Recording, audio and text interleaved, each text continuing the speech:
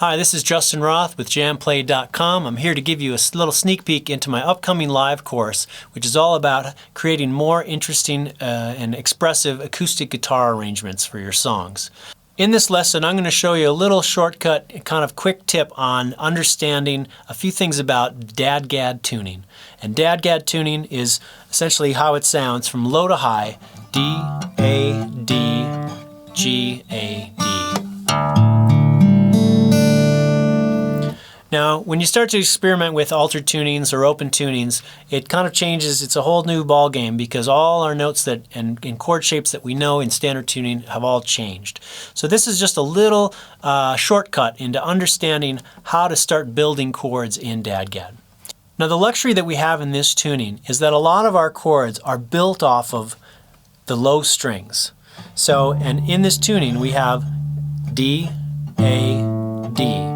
So we essentially have a root, the fifth, and an octave. So what that is more or less like, it's like a power chord for those of us who learned power chords early on in our guitar playing. So what this offers us is that we can build our chords if we know the scale up the neck. And I'm going to demonstrate the chords all the way up the neck. We only have to learn a couple different shapes, or a few different shapes, to be able to play all the chords within this key. So we're going to play in the key of D because our lowest string is D. So first I just want to demonstrate the major scale going up the low string. So from low to high.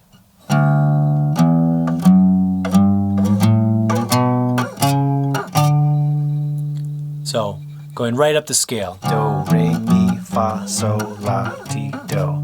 Or 1, 2, 3, 4, 5, 6, 7, 8. It's the major scale. So now we're going to look at how to build the chords within DADGAD all off of that low string and how the shapes relate to each other. There are two main chord shapes that you need to know that are going to give us a majority of the chords that we play in this tuning. So because our relationship of the low strings is a root, a fifth, and an octave, and like this is our power chord arrangement, there's kind of our chord, but we don't have any third in it yet. In this tuning, our third is built on the third string, which is on the 4th fret, while our other 3 fingers are on the 5th fret. Now, this is the first main pattern. This is the major chord shape, or relationship of our index finger in relation to the other 3 strings. It's 1 fret behind to make it major. And if you have some theory background, you understand to make a major chord a minor chord, we have to flat the third. So if we know that that is our third, that is what makes that chord minor. So now the convenient thing about this is that within any major key there are 3 major chords, the 1, the 4, and the 5, and there are 3 minor chords, the 2, the 3, and the 6. And then our 7th chord would be a diminished chord. So in DADGAD, what we get to do is, if we know that this is our major chord shape, and again counting up from the low D, we're going to just start by demoing what the 4 chord looks like. This is the 4 chord built on the 5th fret. Our 4 chord is major. Our 5 chord is also major. So as we counted up the scale, 1, 2, 3, 4, our 5 chord, 1, 2, 3, 4, 5, is going to look identical to this shape, only 2 frets higher. So there we've learned one shape and we've got 2 chords out of it. It just matters where we place it on the neck. Our 4 and our 5. So we also know to make this major chord shape a minor, we have to flat the third. So this is our relationship that the stacked fingers on the lower 3 strings, and then 2 frets back is the minor chord. So now we have to remember our 2 chord, our 3 chord, and our 6 chord are minor shapes.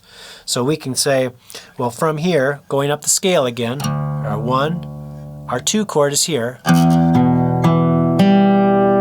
The open G string is essentially where this finger would be, being 2 frets back, so that's a minor chord.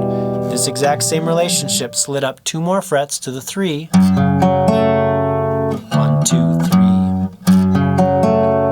There's another minor chord. Same shape as it was here, we just don't have to fret it on the 2.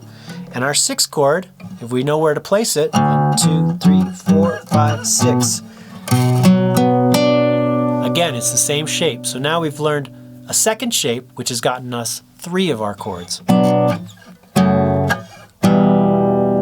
and the first chord shape, which gives us our 4 and our 5, which is the major shape.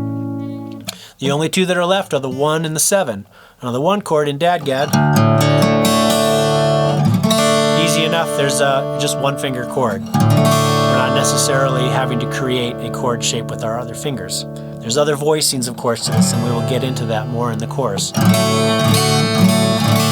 There's our 1. Our 2 is the minor shape.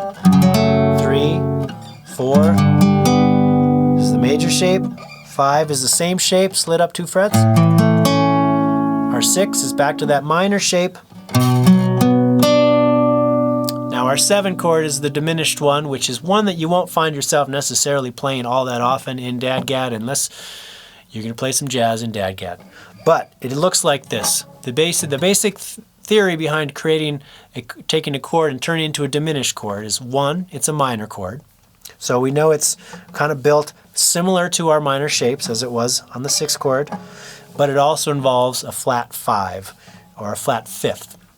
So as I mentioned before, based on these low 3 strings, we have a root, a 5th, and an octave. So if that means we have to flat our 5, that would be this note. It's going to go down. So now we've got the minor shape, but now we flat the 5 and we have to flip our fingers. So that's the one more shape that we have to learn, which we'll probably play the least often, but however, that gives us all of them. And the great thing about DADGAD is that the droning strings, the 2 strings that we're not fretting at this point, are always within the key. They are the root of the key and the 5th. So we can drone those strings over the top of each one of these and they will always work.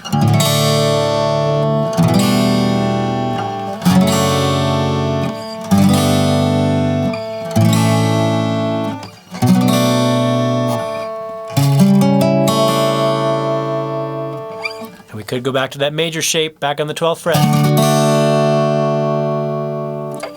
Be sure to tune in to my upcoming live course on jamplay.com, which is going to be all about how to create more expressive acoustic guitar arrangements. We're going to be talking about DADGAD, a couple other tunings, hammer-ons, pull-offs, partial capos, finger picking patterns, and different right-hand techniques to enhance your tone. So we'll see you in the course. Thanks for tuning in.